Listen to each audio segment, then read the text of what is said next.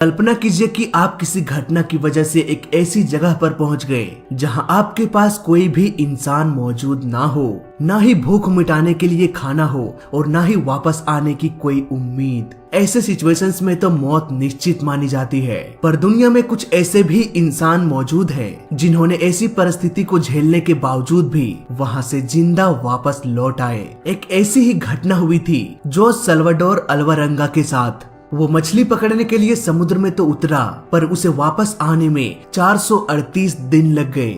जोस पेशे से तो एक मछुआरा था जो अक्सर प्रशांत महासागर में मछलियों को पकड़ने जाता था। ये मछली पकड़ने का सफर लगभग 5 दिनों तक चलता और 5 दिनों के बाद मछलियों के साथ वो वापस आ भी जाता। पर एक दिन उसके साथ कुछ ऐसा हो गया जिसे याद करके आज भी उसकी रूहें कांप जाती है। 17 नवंबर 2012 को हर रोज की तरह जोस मछली पकड़ने के लिए अपने बोट को तैयार करने लगा, लेकिन उस दिन समुद्र का मिजाज काफी बदला हुआ लग रहा था, मानो कुछ ही घंटों बाद एक भयानक तूफान आने वाला हो। इसलिए जोस ने अपने मित्र अजेकल कॉर्डोबा के साथ इस सफर पर जाने का डिसीजन लिया। इस सफर के लिए उन्होंने 7 मीटर लंबी बोट को चुना, जिसमें बोट को कंट्रोल करने के लिए एक छोटा सा मोटर लगा हुआ था और मछलियों को पकड़ कर रखने के लिए एक डीप फ्रीजर भी था। फिर क्या था, सारी तैयारी पूरी होने के बाद दोनों ही इस ट्रिप पर निकल पड़े। कुछ ही घंटों बाद वो तट से 120 किलोमीटर की दूरी पर चले गए। समुद्र में अपने जाल को फैलाते हुए मछलियों को पकड़ने की कोशिश करने लगे।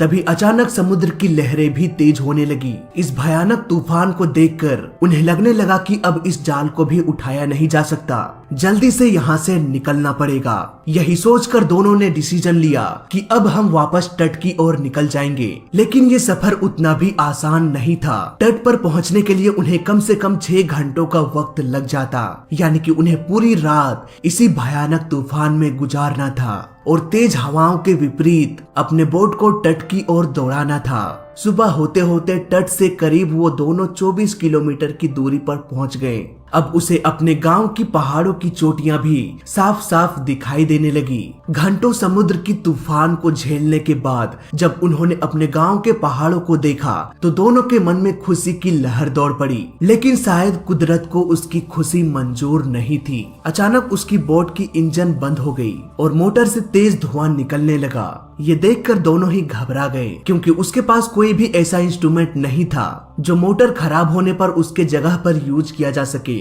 और न ही उस बोट में पेंडल की फैसिलिटी थी जिसकी मदद से मैनुअली पेंडल मार के धीरे धीरे बोट को किनारे ले जाया जा सकता था। लग रहा था जैसे उसकी खुशी पल भर में उदासी में बदल गई।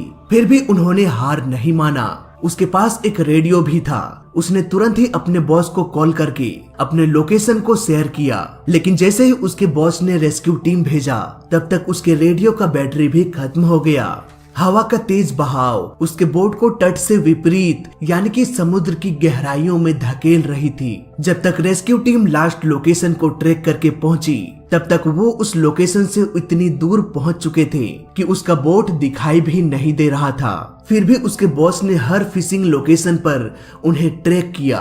घंटे गुजरे, दिन बीता और करीब 5 दिनों के सर्च ऑपरेशन के बाद भी न कोई बोट मिला और न ही उन दोनों का कोई अता पता। फाइनली 5 दिनों के बाद इस सर्च ऑपरेशन को बंद कर दिया गया।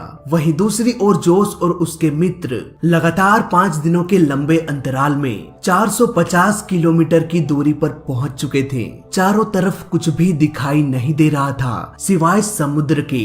इवन उसकी बोट इस विशाल समुद्र में इतनी छोटी दिखाई दे रही थी कि उसे एयरशिप से खोजा भी नहीं जा सकता था और ना ही उसे ट्रैक किया जा सकता था। उस बोट में ना तो कोई कमरा था और ना ही सोने के लिए कोई बेड। मानो दोनों की जीवन महज 7 मीटर की बोट में ही सिमट चुकी थी। दिन बीतने के साथ साथ भूख और प्यास भी बढ़ने लगी थी। 5 दिनों के सफर में बोट में जितने भी सारे खाने पीने की सामान थे वो सब कुछ खत्म होने चला।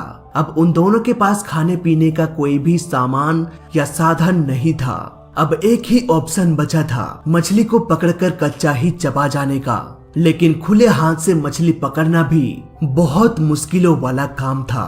वहीं पीने के पानी को इकट्ठा करने के लिए उन्होंने प्लास्टिक के बोतलों का यूज किया जो उन्हें बीच समुद्र में तैरती हुई मिली थी।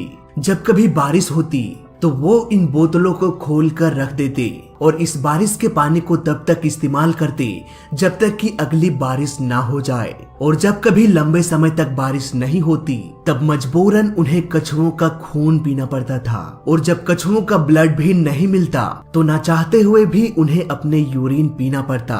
किसी ने सच ही कहा है कि मरता क्या नहीं करता। ये कहावत मानो इन दोनों के लिए ही बनी थी। इसी तरह दिन गुजरता गया और करीब 120 दिन गुजार दिए। जीने की उम्मीद मानो टूटने लगी थी।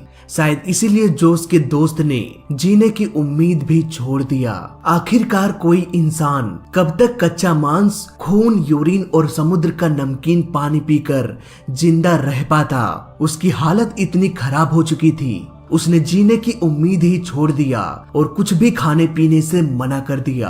आने वाले कुछ ही दिनों में उसकी मौत हो गई। अब इस विशालकाय समुद्र में वो अकेला एक लाश के साथ अपना समय गुजार रहा था, इस उम्मीद से कि शायद उसे कोई बचा ले। धीरे धीरे दिन गुजरने के बाद जोश का भी हिम्मत टूटने लगा। उसकी हालत भी बहुत खराब हो चुकी थी। एक पल के लिए उसे लगा कि घुट घुट के जीने से क्या फायदा।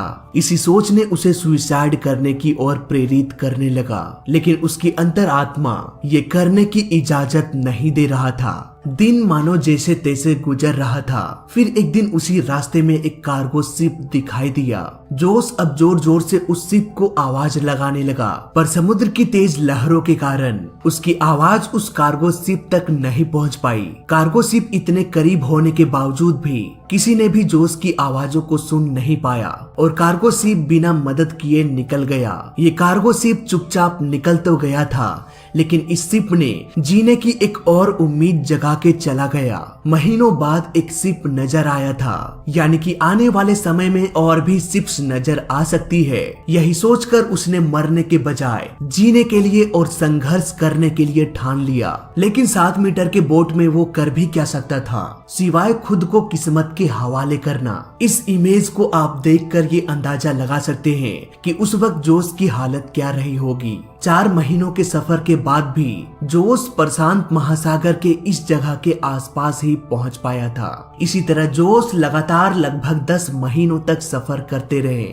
और 14 महीने सफर करने के बाद उसने लगभग 11,000 किलोमीटर का सफर तय कर लिया था। और फाइनली 439वें दिन 30 जनवरी 2014 को उसे अपने आसपास नारियल तैरते हुए दिखाई दिया और आसपास कुछ पंछियां भी मंडरा रही थी। ये नजारा देखकर वो समझ गया कि आसपास कोई आइलैंड जरूर होगा, पर वो आइलैंड किस ओर है ये पता लगाने के लिए वो अपने आसपास देखने लगा। दूर एक आइलैंड दिखाई दे रहा था। उस आइलैंड तक पहुंचने के लिए उसे करीब आधे दिन का समय लगा। जैसे ही बोट उस आइलैंड के करीब पहुंचा, वो बोट से जंप करके आइलैंड की ओर तैरने लगा और फाइनली महीनों गुजारने के बाद वो एक ठोस जमीन में पहुंच गया। दरअसल ये आइलैंड एबोल एटोल था, जो कि दुनिया का सबसे छोटा आइलैंड है।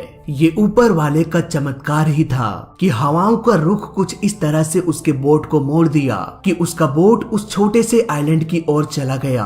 अगर वो गलती से इस आइलैंड तक नहीं पहुंच पाता या फिर थोड़ी सी हवाओं का रुख इधर से उधर होती तो वो इस आइलैंड तक कभी पहुंच ही नहीं पाता। और फिर अगर वो जिंदा बच पाता तो शायद 5000 किलोमीटर दूर फिलीपींस के टापू को ही देख पाता। पर जोश की किस्मत अच्छी थी कि वो एबोन एटोल टापू पर पहुंच गया। ये टापू उसके लिए एक वरदान साबित हुआ, मानो मौत के मुंह से निकलकर उसे नई जिंदगी मिल गई हो। थोड़े बहुत एरिया का जायजा लेने के बाद उसे एक घर दिखाई दिया। घर की बनावट देखकर लग रहा था कि कोई इंसान वहाँ रह रहा हो। उसने घर के दरवाजे को खटखटाया। कुछ देर बाद उस घर से एक इंसान निकल के आया। करीब 14 महीने तक समुद्र में गुजारने के बाद वो पहली बार किसी जिंदा इंसान को देख रहा था। ये देखकर उसके आंखों में आंसू आ गए। जोश की कहानी जानने के कुछ ही देर बाद वहाँ पर लोकल पुलिस पहुँच गई। जोश ने अपनी पूरी जर्नी पुलिस वालों को बताया, लेकिन उसके बातों पर यकीन करने वाला कोई नहीं था। भला 438 दिनों तक कैसे कोई एक छोटे से बोट में जिंदा रह पाता, वो भी बिना खाए पिए एक लाश को देखते हुए।